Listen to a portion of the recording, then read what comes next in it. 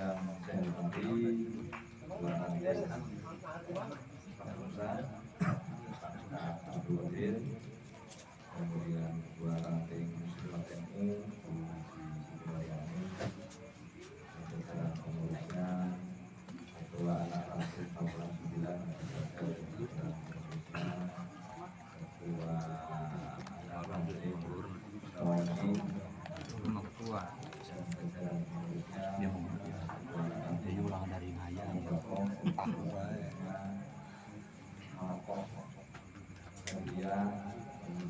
Mulai.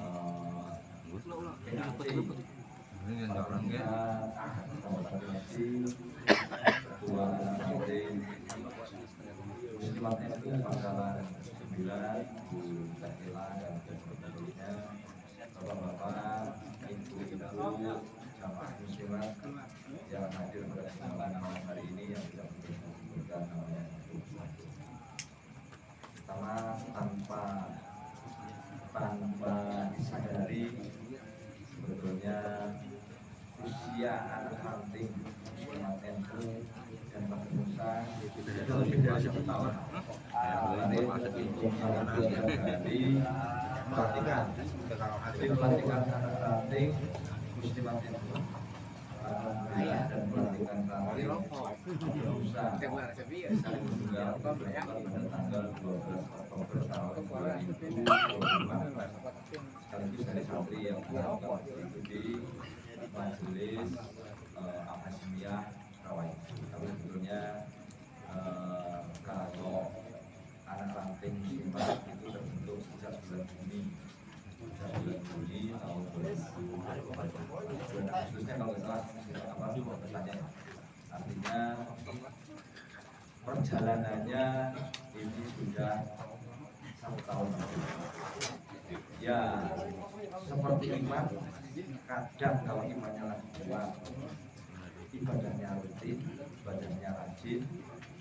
Tapi kalau imannya lagi turun, ya kadang kita ini sholat minggu, akhirnya dan lain-lain. Sama dengan anak ranting Muslimat NU dan sama dengan jadi perjalanannya pasti ada dinamika, ada naik turunnya dan ada silang pendapat, beda pendapat dan lain-lain. Itu satu hal yang lumrah di dunia ini. Itu sunatullah lah. Dari sananya memang harus begitu, ya. Tapi alhamdulillah di tengah dinamika, di tengah pergulatan, istiqomahnya itu yang penting, karena itu adalah bagian dari seleksi alam atau cara kita untuk mengelola agar semua kegiatan baik anak ranting Muslimat NU Pangkalan 9 maupun Partai Bursa ini kemudian istiqomah, termasuk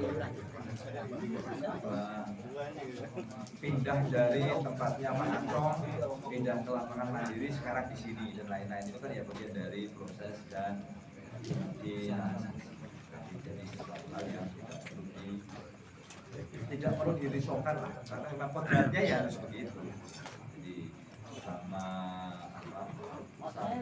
artinya kita itu berumah tangga, berantem sama istri, siangnya, sore seharian diam-diaman, malam ya itu ya dinamika saja, nggak bisa dirisaukan, nggak bisa menjadi kemudian menjadi karena takdirnya Allah itu memang kita harus berbeda, tidak harus kalau sama namanya paduan. Yang kedua, saya ingin dari amal sendirian ajaran awal pendirian muslimat, sehingga kita ini bisa sama-sama merefleksikan diri, kita sama-sama bisa memposisikan diri. Apakah muslimat yang ada di kita ini sudah sesuai dengan ghairah dan semangat awal pada saat pembentukan muslimat. Jadi pembentukan muslimat NU itu diinisiasi oleh 2 orang ibu nyai. Yang pertama adalah Ibu Nyai Zubaidi, yang kedua adalah Ibu Nyai Siti Jahro. Pertemuannya tahun 1938 di Menes, Pandeglang. Nah, dekatnya jauh di tempatnya Abiya Mutasi lah. Jadi spirit untuk kemudian disahkannya di Muktamar ketiga tahun 1939 di Magelang. Dan kemudian terpilih juga Mbak Yai Abdul Hasan, Mbak Yai Dahlan sebagai orang Islam PBNU yang ketiga. Di situ dideklarasikan terbentuknya Nahdlatul Ulama Muslimat. Jadi namanya adalah NOM, kan masih ejaan lama nih. Nahdlatul Ulama, punya kan zaman dulu kan pakai O gitu ya. Jadi namanya Nahdlatul Ulama Muslimat. Spiritnya itu adalah mensupport kaum bapak-bapak untuk perjuangan kemerdekaan NU. Jadi di situ terbentuk juga Laskar Pejuang Muslimat dipimpin oleh Ibu Nyai Jumri. Itu perempuan.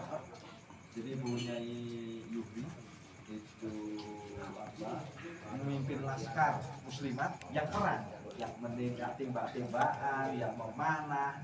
Jadi awalnya spiritnya itu adalah bagaimana Laskar Hizbullah, bagaimana perjuangan NU untuk menuju kemerdekaan itu kaum ibu-ibu kesetaraan berjuangnya itu di belakang, ngurusin dapur, ngurusin pengobatan dan lain-lain. Tapi ibunya Jahro ya nggak bisa. Kita sebagai perempuan ya harus ikut berjuang mengangkat senjata. Akhirnya muncullah kemudian laskar-laskar muslimat yang ikut berperang dan bahkan menjadi garda terdepan. Nah, bahkan dalam satu latihan itu, kalau laskar Hizbullahnya menembak itu ya, latihan menembak itu ya matanya dibuka. Kalau ibu-ibu muslimat nom namanya ya, Nahdlatul Ulama Muslimat itu ditutup matanya. Latihan menembaknya di ibu lebih jago karena latihan menembaknya dengan posisi mata ditutup. Artinya sejarah awal spirit mendirikan muslimat itu yang pertama itu adalah mendorong peran perempuan. Bagaimana perempuan ini di NU, di Islam itu posisinya, derajatnya sama dengan kaum laki-laki. Cuma perannya yang berbeda. Tapi perempuan juga punya hak untuk ikut berjuang memerdekakan bangsa dan negara. Yang kedua, mendorong perempuan untuk ikut berpartisipasi dalam mengangkat senjata. Jadi perannya perempuan itu bukan hanya untuk urusan di perang, itu bukan hanya untuk urusan dapur dan pengobatan, tapi juga ikut berperang. Nah, pertanyaan kemudian, apakah hari ini kita sebagai bapak-bapak menempatkan istri yang sama? Perempuan itu ya di rumah ngurusi dapur, ngurusi kasur, ngurusi sumur. Masih banyak, aku yakin sampai hari ini masih banyak mungkin di antara kita yang masih berpikir bahwa perempuan dia begitu. Sementara spirit dan semangat pendirian NU itu, pendirian muslimat NU itu kesetaraan dan meningkatkan peran perempuan. Muslimat hari ini lewat anak ranting Pangkalan 9, lewat ranting muslimat NU itu adalah bagian dari upaya kita di NU untuk mensejajarkan derajat kaum perempuan. Perannya yang berbeda. Mungkin kalau bapak-bapak peran ngajinya tiap malam, ibu-ibu ngajinya cukup seminggu. Tapi kodrat perempuan yang harus taklim samina wa ata'na dengan laki-laki ya tidak bisa dihilangkan. Karena apapun surga perempuan kita di suaminya. Tapi kemudian sukul adab kepada suami itu ya tentunya tidak boleh. Makanya hadis Nabi itu kan pada saat perjalanan Isra di Kanjeng Nabi diperlihatkan hampir sebagian besar pengisi neraka itu adalah kaum perempuan, karena perempuan ini jadi asasnya dimakan pada. Jadi muslimat kita hari ini bukan dalam konteks untuk menempatkan ibu-ibu, istri-istri kita agar durhaka kepada laki-laki. Tentunya tapi agar melalui muslimat peran ibu-ibu itu derajat kesetaraan dan perannya menjadi seimbang dengan laki-laki. Karena tanggung jawab perempuan ini luar biasa besar. Makanya saya selalu menyampaikan dan saya sering menyampaikan kepada ibu-ibu di muslimat, ngaji di muslimat itu anggap aja hiburan batin, hiburan rohani dan hiburan jiwa. Karena di rumah ini perempuan luar biasa ngurus anak-anak, dari mulai anaknya belum bangun sudah harus menyiapkan sarapannya, anaknya bangun harus memandikannya, anaknya sekolah harus menyiapkan bekalnya, anaknya berangkat sekolah nganter anaknya, pulang pun masih harus jemput, di rumah pun masih harus bercengkrama dengan luar biasa. Makanya saya selalu ngomong, ngaji di muslimat anggap aja itu bagian dari wisata rohani dan wisata. Jadi ngajinya ya jangan bikin pusing. Ngaji jangan bikin pusing. Kalau ngaji tambah pusing ya nggak usah ngaji. Ya ngapain ngaji? Ngaji itu niatnya di rumah ibu-ibu ini udah pusing. Nanti suaminya pulang nggak disiapin teh, ada yang ngambek, ya kurang bikin kopinya kurang manis, ada yang ngambek, kan luar biasa peran perempuan. Nah di muslimat ini alhamdulillah kita sudah berjalan dan ini bagian dari cara agar menempatkan kesetaraan dan peran. Nah, apakah kemudian kita memperlakukan istri yang sama? Ya monggo, ayo kita kembalikan kepada. Kalau saya pribadi, saya orang yang tidak pernah melarang istri itu beraktivitas apapun selama itu istri. Karena aku yakin, saya meyakini bahwa manusia itu adalah makhluk Allah yang paling sempurna.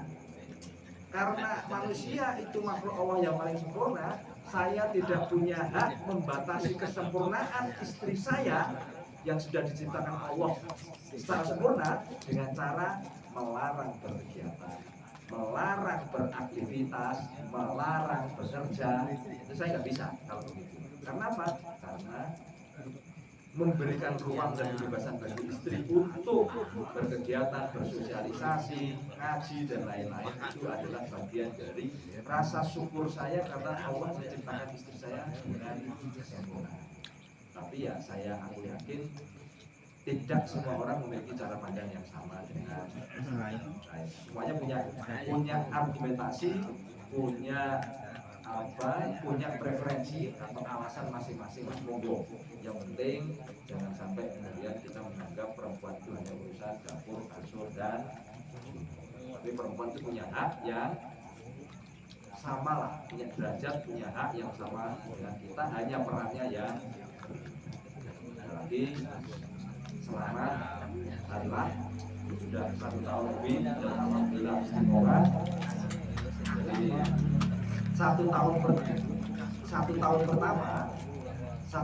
pertama itu adalah seperti rumah, itu adalah menyiapkan fondasi.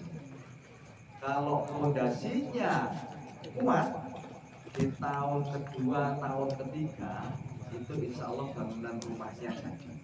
Tapi kalau fondasinya tidak kuat, ya kena angin, kena isu, kena ujian, kena cobaan, ya bisa jadi kemudian bangunan rumahnya tidak sama dengan Pagar Nusa. Pagar Nusa ini didirikan oleh almarhum Mbah Yai Maksum. Spiritnya dulu ada namanya Ibnu ya, Ikatan Pencak Ibnu ya, IPSNU. Dulu ada namanya IPSNU, Ikatan Pencak Silat Nahdlatul Ulama. Itu tahun 73 kalau nggak salah ya. Tahun 73, kemudian tahun 86 Ikatan Pencak Silat Nahdlatul Ulama. Jadi ikatan pencak silat yang ada di pondok-pondok pesantren. Jadi pondok-pondok pesantren itu ada pelajaran pencak silat, kemudian mereka berhimpun disebut namanya Ikatan Pencak Silat Nahdlatul Ulama. Nah, kemudian disahkan menjadi Hanomnya PBNU tahun 1986 yang kemudian dikenal dengan nama Pagar Nusa. Jadi Pagar Nusa ini adalah anaknya NU yang wasilahnya kepada NU. Perannya itu adalah menjaga kiai. Jadi untuk menjaga kiai itu di kita ada dua, yang satu Banser, yang kedua adalah Pagar Nusa. Tapi perannya berbeda. Kalau Banser ya kita tahu lah, dari mulai ngepam keamanan itu, dari mulai urusan menata barisan, menyiapkan pasukan dan lain-lain. Kalau Pagar Nusa ini lebih kepada metodologi untuk mendekatkan Allah melalui olahraga pencak silat dan hikmah. Ya, kesukaannya masing-masing monggo. Yang suka dengan Pagar Nusa, yang suka dengan hikmah ya monggo. Yang suka olahraga ya monggo di jalan. Toh semuanya juga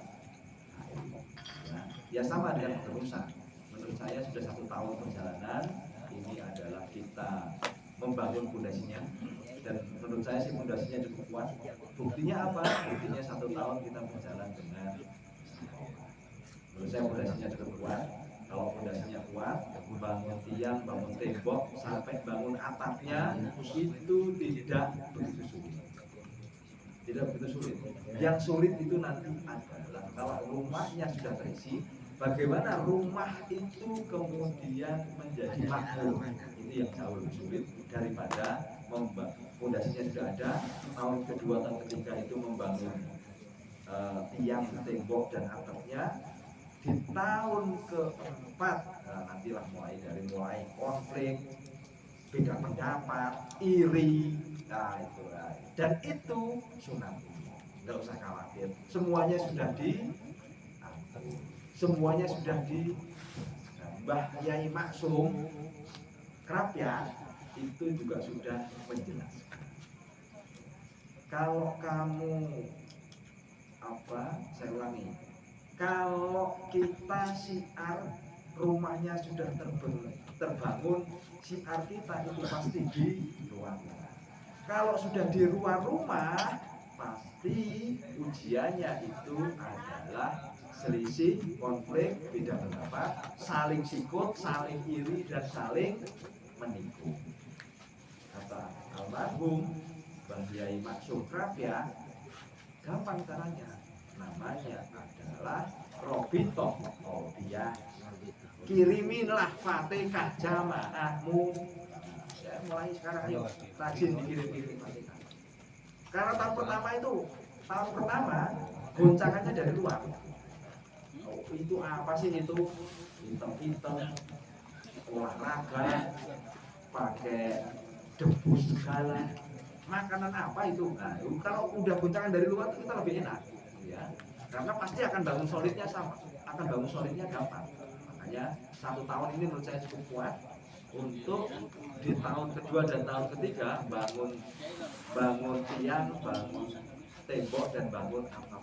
Tahun keempat, agar tahun keempat itu ujian, konflik, beda pendapat, saling sikut, saling iri, saling curiga itu tidak berjalan, ya monggo ketua ranting muslimat, ketua anak ranting muslimat, ketua ranting Pagar Nusa, ya sekarang setiap malam Jumat jamaah dan pengurusnya monggo dikirimi Fatihah Karena kata Mbak Maksum, untuk menghindari adanya selisih, sengketa, saling sikut, apa itu kata beliau itu adalah bangun yang namanya robitoh, hatinya nyambung.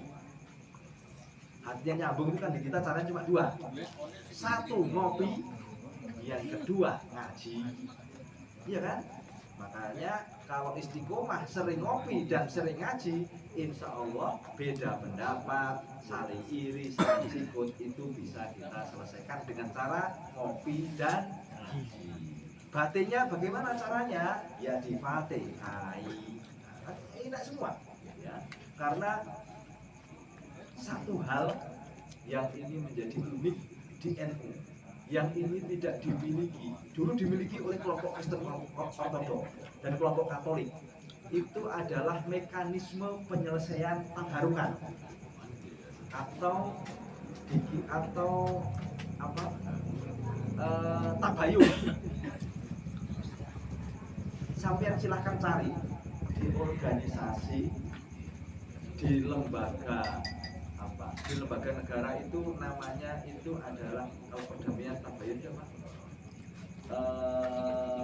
yang di materai itu loh, yang di materai udah perjanjian damai. Tapi kalau negara kan legal pakai perjanjian, pakai materai kan. Kalau di kita itu luar biasa. Satu-satunya jamiah, satu-satunya organisasi yang tradisi tabarukan dan tradisi tabayunnya masih berjalan di dunia ini tinggal ada dua. Satu NU, yang kedua Kristen Ortodoks. Yang lain sudah tidak ada. Kita ini konflik sama kiai, konflik sama siapapun, didatengin tangannya cium tangan bolak-balik, selesai. Coba di kelompok yang lain berantem, beda pendapat, akhirnya ubah. Lah, tradisi inilah yang hari ini di NU itu masih dengan cara apa? Ya karena sering ngopi dan sering ngaji. Di yang lain sudah nggak ada. Sampai mau berharap kemudian, mohon maaf, ini masjid ormas yang lain mau makmur, ya nggak ada. Setiap maghrib ada azan, setiap menjelang qomat ada pujian atau sholawatan, itu hanya di masjidnya NU. Coba saya mencari masjid yang lain, habis azan ya selesai, udah diam. Kita suruh dengerin jam itu, tit. Kalau di kita kan ya pujian, sholawat, hanya ada di NU. Coba kalau nggak ada NU, mushola dan masjid itu ya pasti sepi. Ini adalah tradisi penyelesaian konflik terbaik di dunia. Yaitu apa? Yaitu yang namanya tabaruk atau namanya tabayun. Yang lain nggak ada. Dicoba diadopsi oleh hukum positif negara dengan cara namanya perjanjian damai. Perjanjian damai itu kan tabayun, tabarukan, tabayun kan? Cuma mereka diikat dengan cara bikin perjanjian pakai materai tanda tangan. Itu kita itu nggak perlu tanda tangan. Artinya apa? Ikatan batin dan kepercayaan kita kepada kiai, kepada jamaah, kepada teman itu luar biasa. Karena nggak perlu materai, masalahnya. Tanda tangan menjabat tangan. Jadi alhamdulillah dengan ngaji, dengan kopi yang mungkin kalau di Limus ini tiap hampir tiap malam ada gitu ya. Ini bagian dari kita untuk menjaga tradisi, yaitu namanya tabayun dan tabarukan sekaligus ya, agar di tahun keempat nanti tidak ada goncangan-goncangan setelah rumahnya jadi. Ya ayo monggo para ketua lah, para ketua minimal kalau tidak bisa seminggu sekali ya sebulan sekali kirimin Fatihahnya, Fatihah berjamaah. Kalau punya jamaah dan pengurus Fatihah 200 orang ya sekali duduk lah kirimin Fatihah 200 orang. Baik nama satu persatu ya, nggak boleh dijamaah ya, nggak boleh dijamaah. Kemudian pengurus dan jamaah ranting pagar rusak yang tunggal Al-Fatihah ya nggak bisa. Ya boleh, tapi ya nggak berantem lah. Sekali mau sebulan sekali, masa sebut nama apa Ilaruhi Wajasati Ustadz Abdul Qadir Al-Fatihah, Ilahi wa jasati apa jajah al-fatihah satu-satu. Kalau nggak bisa setiap minggu ya setiap bulan sekali. Biar apa? Biar ikatan batin di antara kita ini kalau ikatan batinnya terbangun, itu insya Allah kita bisa saling syafaat bersama sama dengan hadis Nabi. Kalau ada hadis Nabi, la ilaha illallah miftahul jannah, la ilaha illallah itu adalah kunci surga. Kalau kita kunci surga, punya kunci surga nggak ada yang buka, belum bisa masuk. Kita dikir la ilaha illallah terus nih. Kan katanya la ilaha illallah itu kunci surga. Dikir terus la ilaha illallah punya kunci surga, tapi siapa yang membuka? Artinya butuh orang kan? Butuh orang yang membuka kan? Nah, itulah hadal dosa kalau di kita, itulah wasilah, itulah syafaat kalau di kita itu meyakini bahwa yang akan mensyafaati kita, bahwa akan mendoakan kita itu adalah Bahasim. Bahasim itu nanti yang akan membuka pintu surga. Sampai punya kunci, kalau nggak ada yang buka pintu, nggak ada yang buka pintu, ya pintunya nggak terbuka. Emang apa? Apa itu malaikat yang akan buka pintunya? Gitu ya. Kan hadisnya jelas kok. La ilaha illallah miftahul jannah. La ilaha illallah itu kunci surga. Kita punya kuncinya. Siapa yang buka? NU dengan wasilah, dengan tawasul, itulah sebetulnya menyiapkan orang, menyiapkan apa? Menyiapkan bagi kita ini biar nanti Bahasim yang buka. Bahasim yang buka pintunya, kita menyiapkan kuncinya. Itulah tawasul, itulah syafaat. Tapi jadi memaknai kunci surga ya tidak bisa sebatas kuncinya saja. Karena sekali lagi punya kunci kalau nggak ada yang buka pintunya ya tidak bisa. Karena NU ini adalah bagian dari janji Bahasim sebagaimana daunnya beliau. Siapapun yang ngurusi NU saya anggap santriku. Kalau saya santriku, saya doakan husnul khotimah seanak cucunya. Kan kurang enak gimana? Kita yang repot-repot ngurusi NU, tapi yang husnul khotimah seanak. Tapi ya dengan cara yang wajib dijalani. Kemudian kalau kemudian nggak sholat, nggak puasa, nggak zakat, ya sama aja. Gitu. Yang wajib ya dijalani itu hukum apa? Itu given itu apa ya? Ya wajib, udah jangan dipertanyakan lagi. Jadi sekali lagi perjalanannya ini tahun kedua. Aku yakin istiqomah untuk bangun tembok, bangun atapnya nggak begitu sulit. Justru sulitnya nanti kalau tembok atap rumahnya ini udah lama, dan itu biasanya di tahun keempat. Kenapa? Karena kita sudah mulai merambah tempat lain. Begitu sudah mulai merambah tempat lain, ya sudah pasti ujiannya ya tidak mendapat. Kalau pagi ini ujiannya ya jam 10 belum pulang Pak. Nah, anaknya ngomong, Pak ini tiap malam ngaji, anaknya nggak pernah diajarin ngaji. Nah, paling ujiannya begitu lah. Itu apa bisa diselesaikan, saya percaya. Nah, udah bertahun-tahun lah dikomplain istri, dikomplain anak, dikomplain tetangga, dibully dan lain-lain, itu sepertinya sudah bisa terselesaikan. Tapi konflik internal ini biasanya akan rumit, akan jelimet, yang biasanya cepat gampang bubar organisasi apapun itu ketika dilanda konflik. Ya ayo untuk meminimalisir adanya konflik internal, ya bismillah, ayo kita sama-sama rajin kirim Fatihah ke jamaahnya biar ikatan batinnya nyambung. Ya kalau nggak bisa, ya kalau seminggu sekali di jamaah nggak apa-apa lah, seminggu sekali. Tapi sebulan sekali kalau bisa main nama. Kalau jamaahnya 300 ya duduk sekali ngirimin 300 ya nggak apa-apa. Saya pun masih istiqomah melakukan itu sampai detik. Cuma saya melakukannya setiap malam Jumat Kliwon. Jadi kalau malam Jumat itu ya saya jamaah. Kalau setiap malam Jumat Kliwon saya bersyukur karena ada wali kutuban itu yang mengingatkan. Jadi begitu ada undangan wali kutuban itu langsung ingat, oh saatnya saya kirim Fatihah. Jadi wali kutuban itu sebetulnya adalah sekaligus menjadi pengingat saya untuk ngirim jamaah. Jadi kalau yang di grup namanya misalkan apa orang yang tersakiti, ya saya akan kirim nama Fatihahnya ya orang tersakiti. Karena saya tidak akan, nggak mungkin kemudian saya nggak mungkin bikin catatan jamaah NU Gunung siapa aja kan, nggak mungkin kan. Yang paling mungkin saya buka grupnya satu persatu. Grup KBNU ya satu persatu, kan situ ada namanya nih. Kalau di grup itu namanya adalah orang yang tersakiti, ya saya kirim namanya. Ila ruhi wajah sati, orang yang tersakiti. Makanya coba yang namanya aneh-aneh itu apa itu digantilah. Masa di grup ada yang namanya orang yang tersakiti gitu. Ada di grup kita ini ada orang yang namanya WA-nya ini di sini namanya adalah orang yang tersakiti. Ya sementara kan saya nggak tahu ini siapa kan. Ya ini laruhi wajah sati, orang yang tersakiti, Al-Fatihah itu aja. Ada, ya kan orang macam-macam. Ada yang apa ngasih nama di apa di nomor handphone itu kan macam-macam kan. Nah, apa itu? Saya kalau kirim Fatihah ya tiap grup saya buka, grup KBNU saya buka. Kalau satu orang ada di 5 grup, ya berarti dapat 5 Fatihah. Udah itu aja.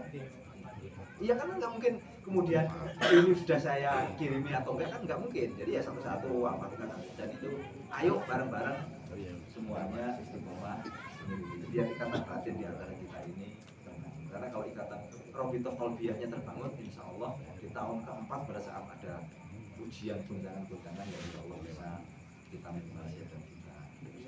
Oke, mohon maaf kalau terlalu panjang. Sekali lagi selamat hari lahir Pak Kemusa yang pertama dan anak ranting muslimat yang kebanggaan 9 yang pertama tanpa disadari sudah 1 tahun. Jadi jangan berbangga diri, berarti kita tambah tua gitu. Berarti kita tambah tua. Kalau orang kan ulang tahun dirayain apa gitu kan, sebenarnya kita ini tambah tua dan gak kerasa tiba-tiba sudah 1 tahun lagi.